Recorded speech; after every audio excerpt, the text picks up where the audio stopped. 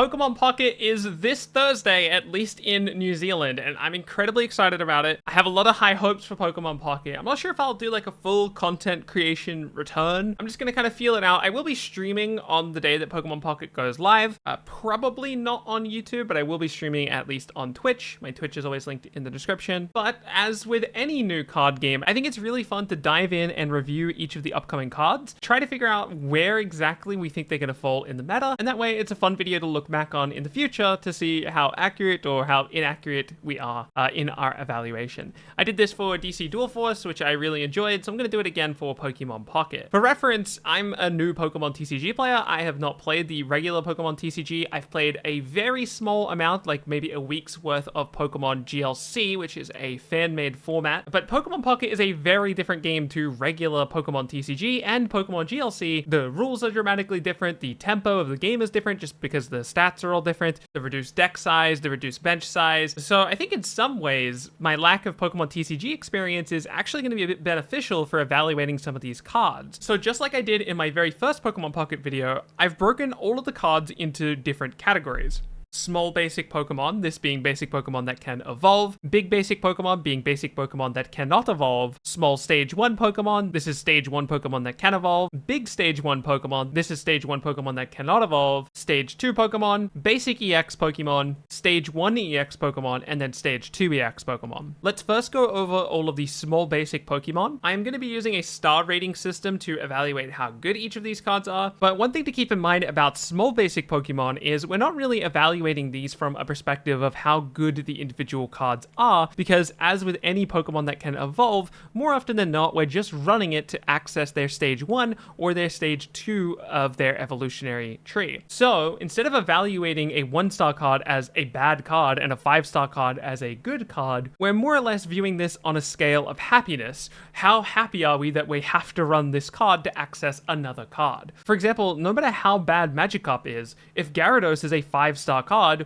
we have to run Magikarp. But we might be more or less happy about running Magikarp depending on how good his basic version is. So with that in mind, 1-star cards we're miserable about running, 2-star cards we're upset about running, 3-star cards are like, okay, but we don't really have like a negative or positive feeling about this.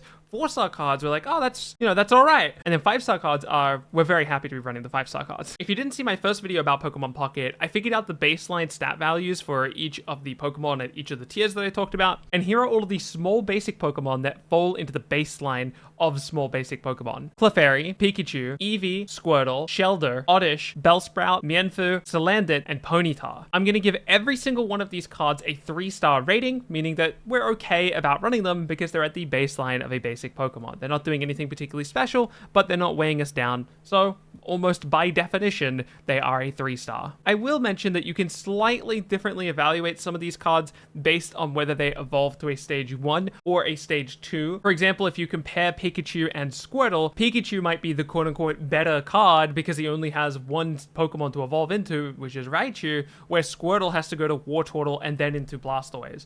I didn't bother taking that into account for the evaluation here because, again, for the most part, when we're running any of these small Pokemon, meaning Pokemon that can evolve into others, we're going to be running them regardless if we need access to the other Pokemon, but it is just something worth keeping in mind. These Pokemon are a little bit worse than the baseline for some reason or another. Rattata, Diglett, and Sizzlipede. Rattata just has 20 less health than the baseline, which is really unfortunate. Diglett has 10 less, and Sizzlipede has 10 less damage than the baseline. As a result, I'm going to put all of these at 2 stars, meaning that we're upset that we have to run them. But again, that doesn't mean these cards will be unplayable. It just depends on what the rest of their evolutionary tree looks like. Dratini and Bulbasaur are also going to be getting 2 stars for me. They're within the DPE value of our baseline, DPE meaning damage per energy, but we have to spend an extra energy before we can even start dealing damage. I will say between these two, Bulbasaur we're definitely more happy about running than Dratini. Dratini is really awkward because he requires both a water and a lightning, which is kind of a downside of running dragon cards in general from my understanding, and it's going to be a big downside in Pokemon Pocket because of how the energy zone works. I think it's going to be really difficult to justify running a lot of dragon cards, so I think think in particular, Dratini actually might even be a 1-star card, but I'm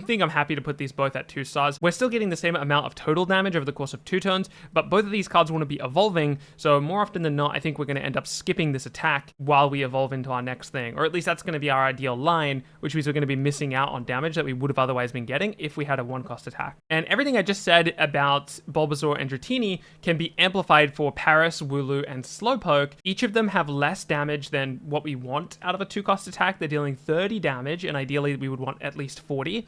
So they're doing 15 DPE, so 15 damage per energy. They're only 10 above the baseline as a trade-off for that. Slowpoke even has a 2-cost retreat, and I'm going to put all of these at 1 star. We're really upset about having to run these cards to get access to their evolutions, and in a lot of cases, it's probably not going to be worth it for us anyway. Yeah, very not impressed with these cards. I think these ones are going to suck. Tynamo and Machop are our first 4-star cards. Tynamo's a bit weird because he only has 30 health, but a 1-cost 30 damage ability is so strong in the early game. Like, just the tempo of being able to do that on your turn 1 is pretty good. It's also worth mentioning that most things on turn 1 are only going to be dealing 20 damage to you. So your 30 health, you're going to live through that, and then hopefully you can evolve Tynamo, or you can retreat him, whatever you need to do. But just getting off that 30 damage while you set up whatever else you have going on is much better than being able to do that with 20, and so far that's a premium attack. No one else is dealing 30 for 1, at least on a small basic Pokemon, so I'm happy with Tynamo where he's at. There's going to be Pokemon that one-shot him though, so you gotta be a little bit careful about that with the big basic Pokemon and everything. But yeah, I think Tynamo's at a good spot at 4. Again, that doesn't mean Tynamo's like this meta-breaking card or anything, it just means we're really happy if we want to run Tynamo for our Electrike or whatever, I forget the evolution's name, but if we want to be running this card for them, we're happy that this is the card that we have as opposed to having something like a Paris. And Machop is just almost strictly better than the baseline. He has a 2-cost retreat, which is definitely a downside, but he just has a 1-cost 20 damage, 70 health. That's looking pretty good to me. I'm not complaining about having to run this. I didn't talk about this while we were talking about Slowpoke, Wooloo, and Paris, which were also 1-star cards, but Magikarp is going to be a 1-star card at only 30 health and 10 damage. Really, really pathetic card. I think it's pretty obvious, though, that Magikarp is designed to be bad, and that he'll have a big Gyarados, maybe even a Gyarados EX to play around with. Actually, probably not a Gyarados EX because we already have Articuno and Blastoise. It'd be weird if Water got 3 EX cards. But yeah, excited to see what Gyarados ends up being. Vulpix has 10 less health than the baseline, which is already not off to a great start. It does have a stall ability, which is Tail Whip. Flip a coin if heads, the defending Pokemon can't attack during your opponent's turn. I think I undervalued this a little bit on my first evaluation, but I still don't think it's very good. I'm going to give Vulpix 2 stars. I think we would prefer to just be a baseline attacker here, dealing 20 damage or something like that. The idea that we're protecting ourselves only when we land a coin flip, and then even still, sometimes we're not efficiently protecting ourselves. Let's say, for example, the opponent's already set up, they've got a big thing in play, and we're trying to protect ourselves with Tail Whip. It's not going to be too difficult for the opponent to just retreat their active Pokemon and then hit us with whatever else they have, or they could use a trainer card to make something like that happen. So essentially, Vulpix reads, I have a less than 50% chance of protecting myself. Honestly, that just seems pretty weak to me. So yeah, I'm going to leave him at 2 stars. The only reason I think Vulpix potentially end up seeing play is if Ninetales is like a playable card and we're happy to be running it. The fire decks, at least as far as I can tell, are going to be relying on Moltres, which is another card we're going to talk about later, to be stacking up a lot of fire energy. And Vulpix just might be like an alternative thing that we're happy to lead with if we didn't hit our Moltres, and then we can use Vulpix to kind of stall the game as long as we can until we can get Moltres in play, which is going to make a big difference on the amount of energy per turn we can scale with. So like, just because of the consequence of the type of deck that Fire wants to build, Vulpix might be a little bit better than I'm currently evaluating. It might even just be the case that you run just Vulpix, you know, no Ninetales required, just because he is that potential staller. But it feels so bad if you do hit Moltres and then this card's just kind of dead. So yeah, I'm pretty low on Vulpix, but I do see the value. Abra is really hard to evaluate without knowing what Kadabra or Alakazam are going to be, because Abra's ability is so specifically tied to tempo and wanting to protect him. So his ability is switch this Pokemon with one of your bench Pokemon, which is kind of just like retreating. It has a bit of a downside compared to retreating. The downside being, of course, that you're giving up the ability to attack with the thing that you're switching into. Normally when you retreat, you can just attack with whatever you've swapped into. But if I use Teleport to swap, I am using my attack for the turn, but I'm not discarding my energy. With most of these cards, I don't think we need to evaluate the cards that they evolve into, but Abra specifically is so deeply tied to what he wants to be doing with Kadabra and Alakazam. Like, our evaluation of this effect so is so reliant on that I could be totally off when evaluating Abra. I could see a world where teleport is a lot better than it is on face value. But for now, I'm going to put it at 2 stars until we see basically until we see Kadabra and Alakazam. Psyduck is dealing less damage than the baseline. He's only dealing 10 damage, which is about half of what we want to be doing, but his effect is really interesting. Your opponent can't use any supporters from their hand during next turn. This is the only way we've seen so far to shut down supporters, and I'm expecting supporters to be quite strong. But unfortunately, Psyduck is just a small basic Pokemon, so you're really only going to be able to use this in the early game, I think. So you're not going to be stopping like huge Sabrina plays with this, and you're not going to be shutting down like a big Venusaur or something that's being protected by Erica effects. So of the supporters that we have revealed right now, I would say Psyduck's only piece of utility is targeting a card like Brock, which potentially helps the enemy scale out more energy. So everything I just said is quite bad. These are things working against Psyduck, but it is a really unique piece of text and a potentially quite strong tech card. I don't think that Psyduck's going to be strong enough that we're going to run Psyduck for his effect, but if Golduck is playable, we're definitely not upset about running Psyduck. And we always evaluate our small basic Pokemon based on how happy we are to be running them if we're already running the stage 1 or the stage 2. And with that in mind, I'm going to give Psyduck 4 stars, even though the card itself isn't particularly strong, I don't think. But if we're already running Golduck, we're pretty happy that this Psyduck exists in our deck because it has the potential of teching out against our opponent's supporters. Meowth might just be good, even without having to run a Persian, but Meowth has a 1-cost attack that deals 10 damage, so it's below the baseline, but it reads draw a card. I think this is great for scenarios where I think Meowth is potentially a really, really good card. I've gone back and forth whether or not I believe this, but one of the people who made a video about Pokemon Pocket, one of the people who got to play it early, mentioned that there was a trainer that read Draw 2. We already know about Pokeball, which gives us access to another basic Pokemon in our deck. It just draws us a basic Pokemon from our deck. So there's already quite a few decent consistency options despite the 20 card decks we're playing with right now. And if Meowth is just like a 1-of card or maybe even a 2-of card that I run in my deck to potentially just draw more to try and find my particular combo pieces that I'm looking for, it could be a real difference maker. And again, going back to our original philosophy of only evaluating these cards from the perspective of how happy we are to be running them compared to the other basic small Pokemon, I have to give Meowth 4 stars. But with the added caveat of maybe even without having to run a Persian, we run Meowth. Meltan is our second last small basic Pokemon, and I'm in love with him. He's a 60 health steel Pokemon. This is the only steel Pokemon that's been revealed to us. Actually, I think it's called Metal in the TCG, which is kind of annoying. He has a Mass, which is a 0 damage attack that takes 1 energy, 1 steel energy or metal energy. I think it's metal. Takes 1 metal energy from your energy zone and attaches it to this Pokemon. I think this effect is really strong. Obviously, we want to see what Metal does, which is the evolution of Meltan, to be able to properly evaluate this card, similar to what we were talking about with Abra, but in a different way. Energy ramp, almost regardless of whatever Metal does, as long as he's within the baseline of what a stage 1 Pokemon does, this effect should be pretty strong, especially if we manage to lead with Meltan. I really want to know how much health that Metal has, because if we leave with Meltan and we use this effect, we're accepting that, hey, we're probably going to take about 20 damage. So whenever we get to evaluate Metal, we need to keep in mind that, hey, he's probably going to have 20 damage already when he comes into play, or at least in some of our ideal lines. But yeah, I think this effect is really strong. I've given it 5 stars. Grimer is mathematically the strongest basic Pokemon, or small basic Pokemon. 70 health is 10 health above the baseline, with Poison Gas, which deals 10 damage and applies poison.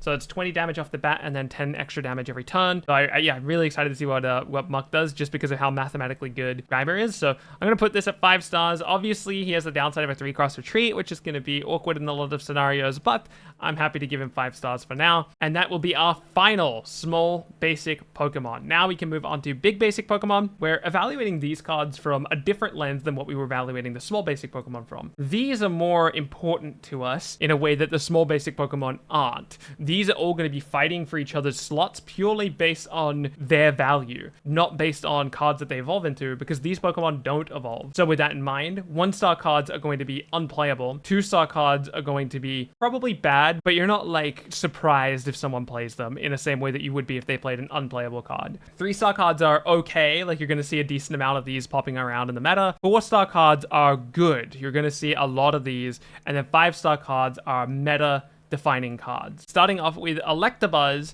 who has 40 plus damage. If you flip a coin, if it's heads, he deals an extra 40. So he gets to deal up to 80 damage, but if it's tails, he does 20 damage to himself. I think this is quite strong. It's a good amount of burst damage. We're going to want big basic Pokemon in the Lightning deck. We'll talk more about what type of decks Lightning wants to build later, but basically you're going to want a lot of bodies on the board. And I think that this 40 damage, potentially 80 damage, is really strong for a big basic Pokemon. It's going to lead to a lot of scenarios where we just get to steamroll opponents in the early game. It's going to lead to scenarios where we manage to snipe off something that we otherwise wouldn't normally have the burst damage for. I think Electabuzz is a okay card.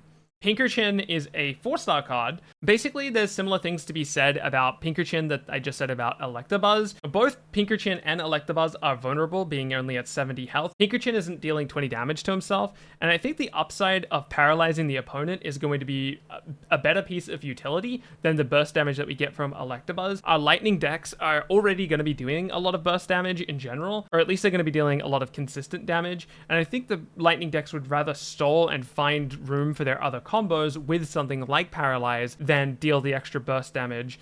I think it's just going to be a slight preference for them. So I think Pinkerchin's actually going to be a 4-star card compared to Electabuzz only being a 3-star card. I think we'll see more Pinkerchin than we do Electabuzz. Moving on to Lapras. Lapras has a premium big basic health value with a 1-cost Hydro Pump only dealing 20 damage, which is a bit under our DPE baseline. If this Pokemon has 3 extra water energy, meaning it needs 4 water energy to deal 90 damage. Honestly, I'm not too impressed by the effect. I'm expecting water to have access to some type of energy ramp that we haven't seen yet, just because we've seen a few effects that do ask to have extra energy in the water typing. So my evaluation of Lapras is going to be off because I haven't seen those energy ramp cards yet, but I do think they will be coming. With that said, I'm evaluating this card from the perspective of not seeing those ramp cards. So I'm going to put Lapras at just okay at 3 stars. Onix is 110 health for a big basic Pokemon. That is a premium value.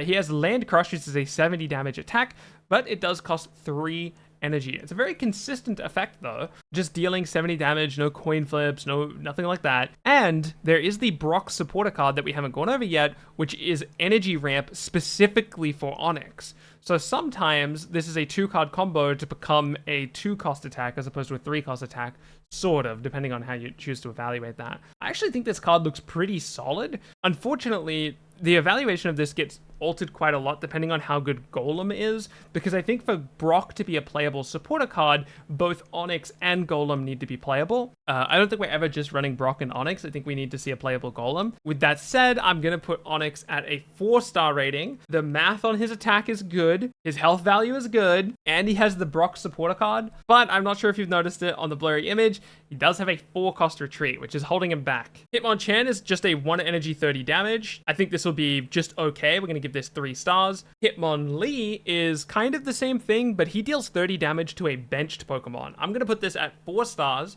I think there's a chance that we end up seeing like a water fighting deck where we're just trying to deal damage to opponent's bench Pokemon with effects like Articuno and Greninja, which we'll talk about later, and they might want to splash in fighting just to get access to Hitmonlee. The only downside to that is their Articuno will become significantly less consistent because Articuno requires 3 water energy. Other than that, though, I think it's looking pretty worth it. We'll see, though. We need to see the rest of the card pool to know for sure what deck building is going to look like, regardless of where that potential water fighting hybrid deck might go. I think Hitmonlee will be good in something.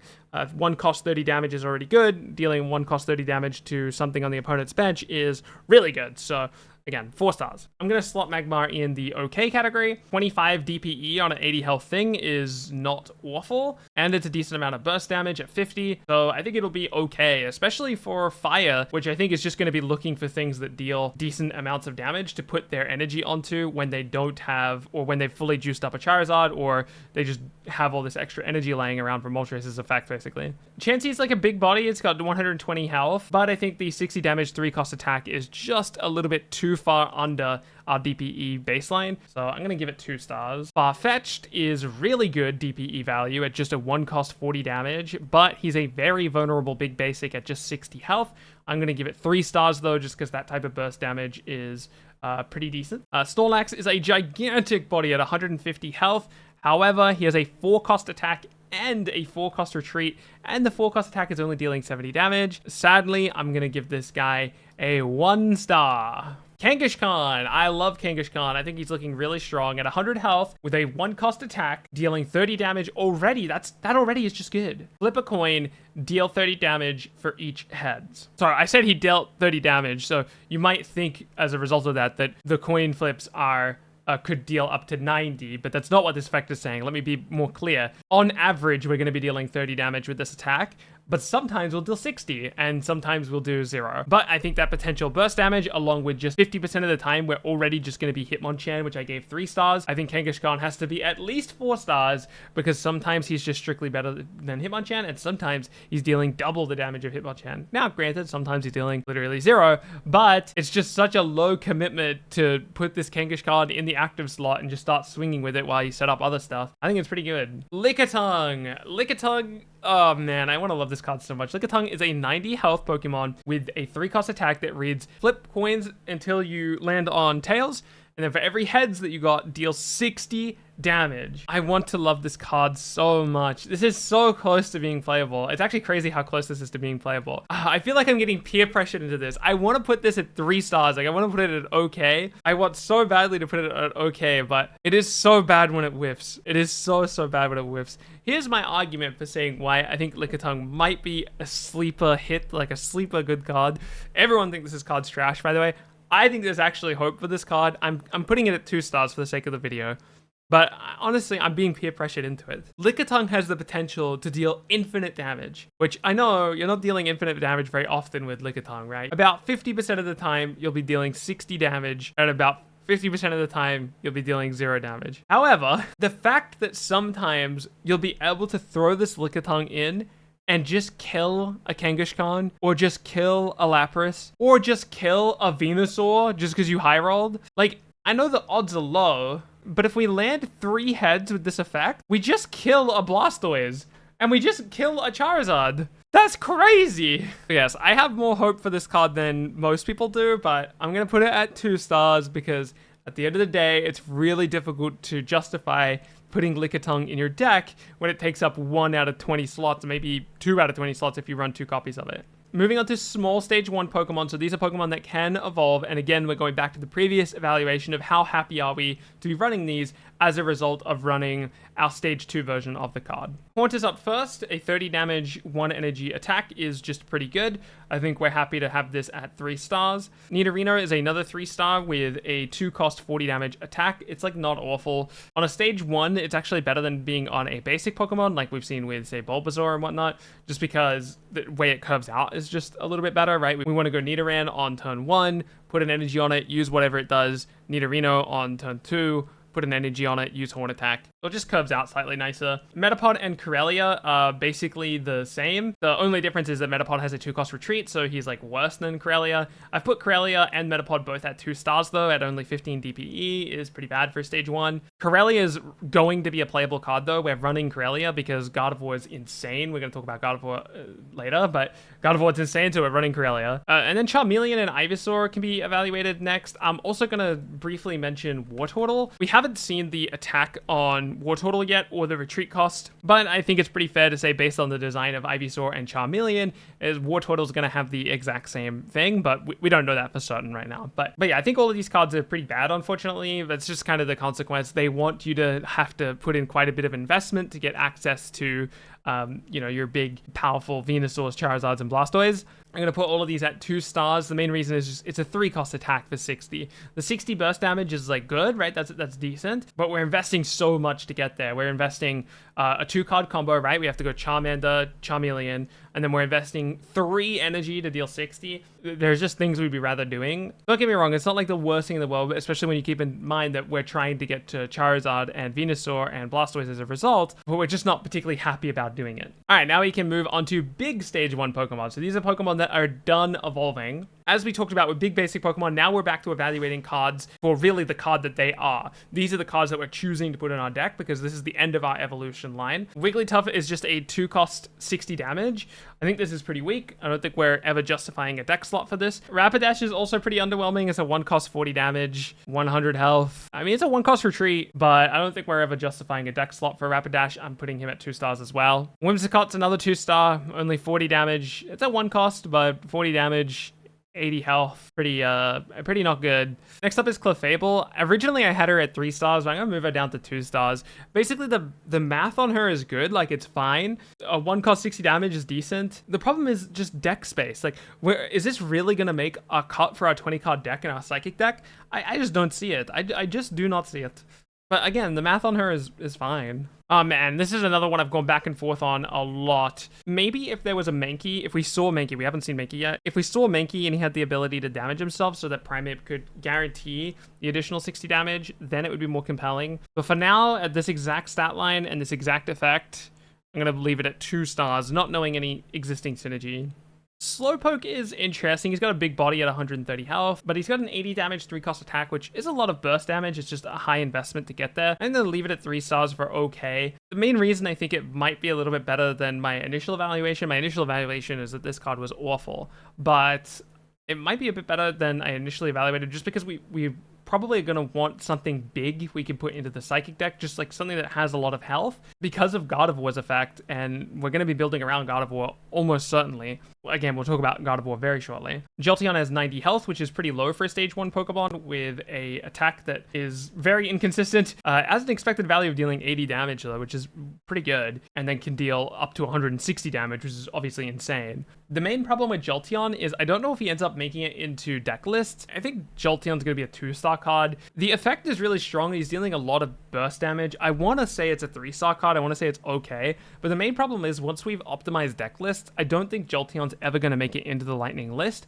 The main reason for that is because we're going to be building around Pikachu EX, and Pikachu EX asks us to have a certain number of Lightning cards on our bench. So if we're running Eevee, who is not a Lightning card, specifically to get to Jolteon, I think we would just rather run a Lightning card. The next evolution is Flareon, dealing 110 damage, but having to discard 1 of his energy for a 3-cost attack. That is a lot of burst damage. The biggest downside of this is kind of like on a smaller scale of what Jolteon was talking about, where Lightning decks really want a lot of Lightning bodies. Fire decks are really going to want a lot of Fire bodies, mainly because of Moltres' effect, which only affects Fire Pokemon. I will say the downside of Eevee being a normal type as opposed to being a Fire type in this case, that downside is significantly more manageable in the Fire deck than it would be in the Lightning deck, because the Lightning deck is tied to an attack on Pikachu EX, where Moltres is just about energy ramp, and you can always just target a different card or just not commit to the Moltres effect or whatever. You can more easily manage it. And with that in mind, I'm going to put Flareon at 3 stars as opposed to the 2 stars I gave Jolteon. Vaporeon I actually think is the best evolution, which was not my original opinion at all.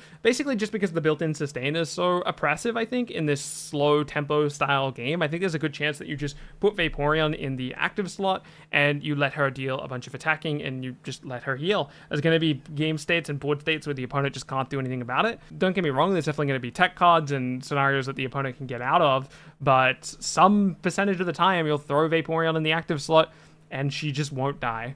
Raichu is another big piece of our Lightning energy. He's got 100 health, which is a decent body for stage 1 actually, and a 140 damage attack.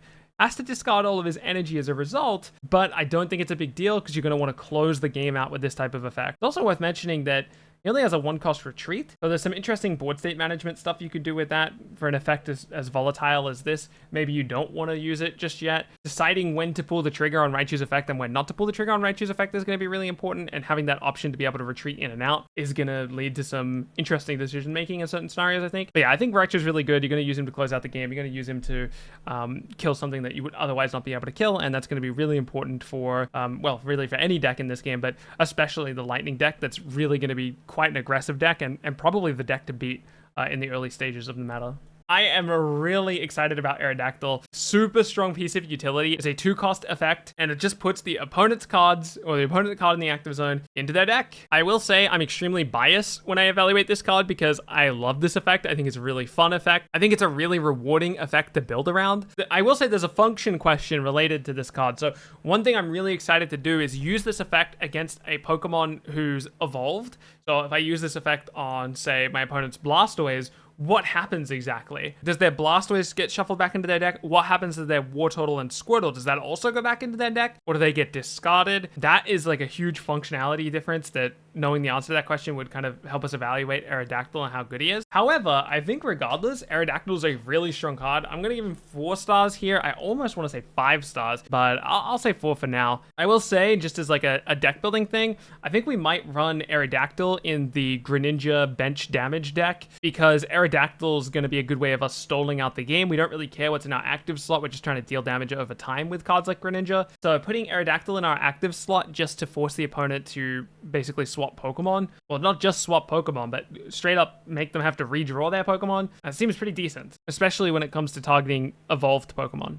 Alright, moving on to stage 2 Pokemon, starting with Charizard. This is Charizard non-EX, 150 health, so big juicy boy, with a 4-cost attack that deals 150 damage, discard fire energy, 2 fire energy from this Pokemon.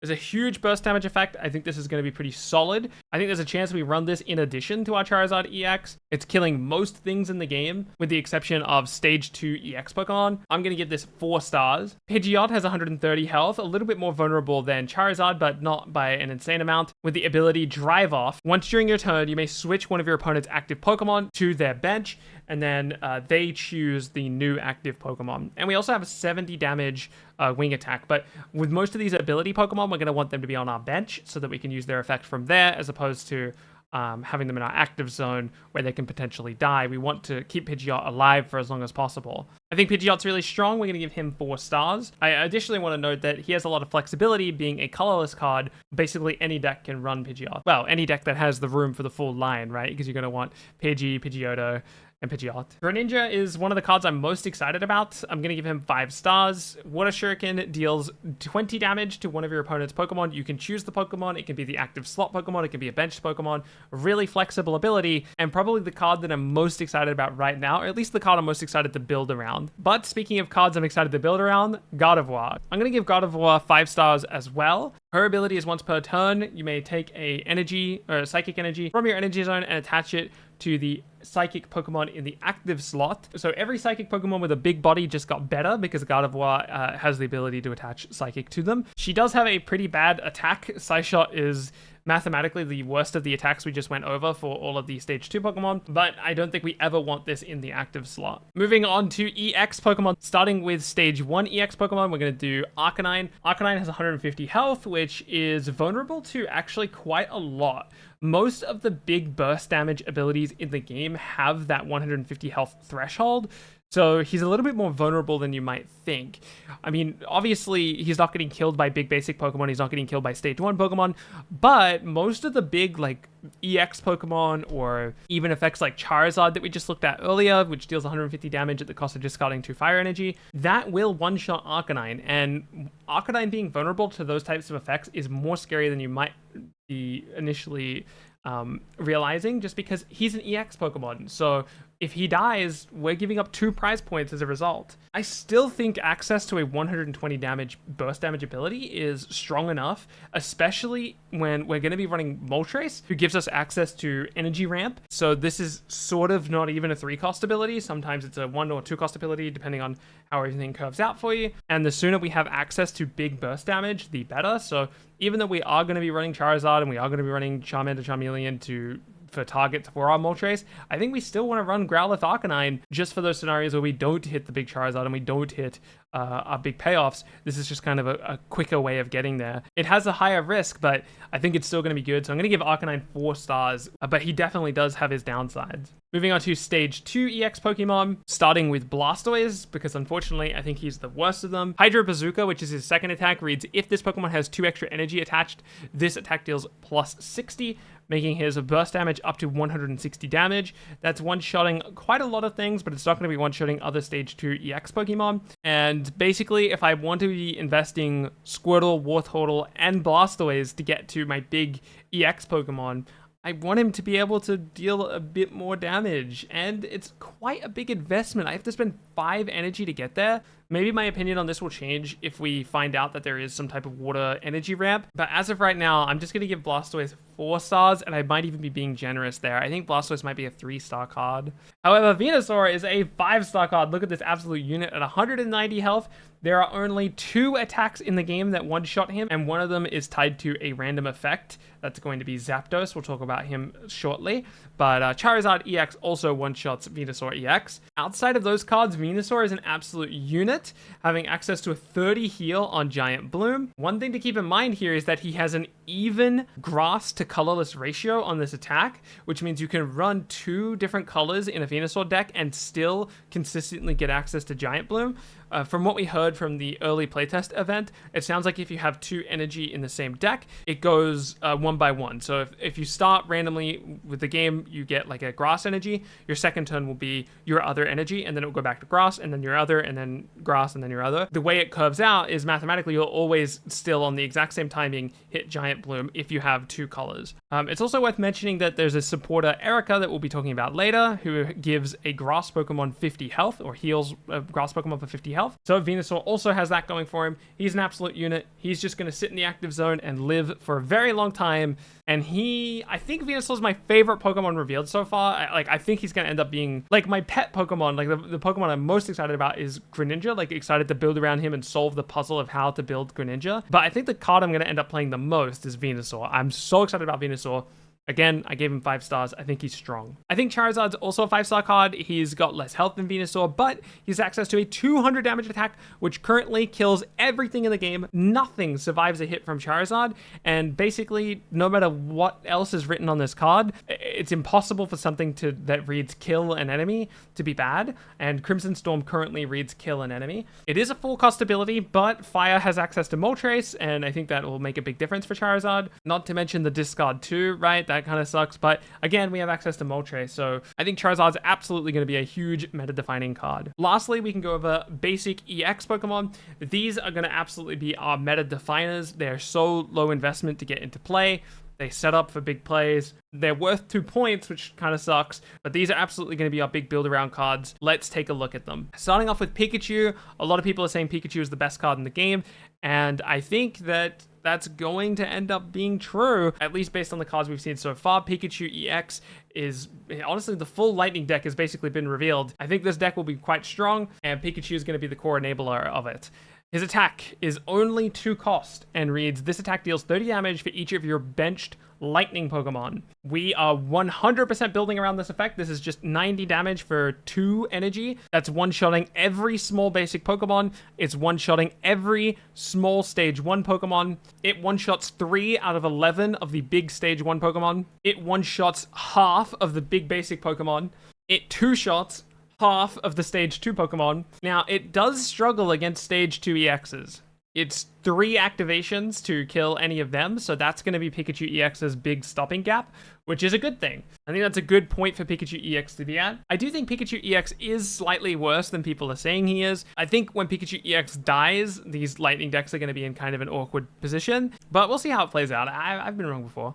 With all of that said, I think Pikachu EX is absolutely a 5-star card. He's going to define the early stages of the meta, and maybe even the long-term stages of the meta. Zapdos EX is another big part of that deck, I think. At 130 health, that's a lot of health. Only a 20 damage on Peck, but a 3-cost ability that can deal up to 200 damage. This attack's actually going to be really important for the Lightning deck, because even though the Lightning deck is really consistent, it's dealing a decent amount of damage, it's not dealing enough burst damage to one-shot those big stage 2 EX Pokemon we talked about, or even a card like Arcanine. Zapdos is sometimes one-shotting those things. So there's going to be scenarios where the game gets away from the Lightning player because, you know, the grass player gets out Venusaur and Pikachu can't get over the top of it. And in a lot of cases, Lightning's just going to be out of that game. They're not going to have a chance to really claw their way back in. But there are scenarios where Zapdos EX can just one-shot a Venusaur and make a Lightning game that was otherwise unwinnable entirely winnable. So just because of Zapdos' potential to just steal a game that was otherwise unwinnable, I think Zapdos is absolutely going to be a staple in the Lightning deck. Moltres EX is going to be a meta-defining card for fire players. 2 energy ramp for any fire Pokemon, however you like, is really strong. The only real downside to this card is that you can't attach any of the energy that you get off of the effect to Moltres himself, which you might want to be able to try to retreat him out. So I think in a lot of cases, you're going to end up spending 2 energy on Moltres because you're going to want to retreat him out, but that's fine. I think you probably cast this ability once or twice, and you're just happy to do that and get out the free energy ramp as a result, and then basically close out the game with big Charizards or big Arcanines or whatever you have available to you at the time. I'm also giving Moltres 5 stars, just like I gave Zapdos and Pikachu. Articuno is going to be our first basic EX Pokemon to only get 4 stars. Basically, I just don't think the payoff is as beneficial as it was for Zapdos and Pikachu, only dealing 10 damage to each of your opponent's bench Pokemon. That's up to 30 damage. That's 110 damage net value out of a 3-cost ability, which is more damage than what we're getting out of some of the other effects we went over. The too long didn't read reason I put this at 4 stars as opposed to the 5 stars I gave the other cards is basically this card's going to be in way too many scenarios where it's not going to be doing what you want it to do. Zapdos and Pikachu are just consistent. Moltres is just consistent. Don't get me wrong, there's going to be scenarios where you can play Articuno and clean up the entire opponent's bench and just run away with the game like that. Maybe even pick up 2 prize cards with a single attack. I say prize cards, I meant to say prize points, and just swing the game like that. But I think those situations are going to be exceedingly rare compared to the scenarios where Zapdos, Moltres, and Pikachu are good. So with that in mind, Articuno gets a 4 stars, but I still think he'll be playable. I think he'll be good. He's just not on the caliber of Moltres, Zapdos, and Pikachu. Mewtwo EX is the last card we're going to go over today, and I'm really divided. I don't know whether to give him 5 or 4 stars. Basically, he's kind of like Charizard EX, but he's not a stage 2, right? He's just a basic. He gets going really quick, like a 2-cost 50 damage attack is just kind of good, even in the early stages of the game. And then in the later stages of the game, being able to deal 150 burst damage, one-shotting pretty much everything in the game that isn't a stage 2 basic. And then 150 damage attack, that one-shots basically everything in the game, with the exception of the stage 2 EX cards. It's a lot of burst damage. Plus, he's a psychic card, which means he has access to the energy ramp from Gardevoir. I will say the timing has to be pretty perfect. Like, let's say you lead with Mewtwo EX, you attach a psychic energy, you play Ralts. Next turn, you play Corellia, you attach a psychic energy, you use Psychic Sphere. Next turn, you have to play Gardevoir, and you attach another psychic energy, use Gardevoir's effect to get another psychic energy. Then you can use Side Drive. All of that had to go perfect for you, and that's a 4-card combo happening over the course of the first 3 turns of the game, so you need to find 4 specific cards out of your 20-card deck. You get access to 7 draws over the course of that, maybe 8, depending on whether you get a draw in your first turn. I'm not entirely sure about that. What I mean to say is that won't be happening every game, but it'll feel really strong when it does happen. You know what? I've settled on 5 stars. Let's put Mewtwo at 5 stars, just because of the interaction with Gardevoir, basically. If you can't tell, I'm really excited about Pokemon Pocket. This game looks really fun. I'm really excited to grind it as soon as it launches in New Zealand. Again, I'll be streaming on Twitch, so please come say hi. Thank you so much for watching. Keep being awesome, and I'll catch you in the next one.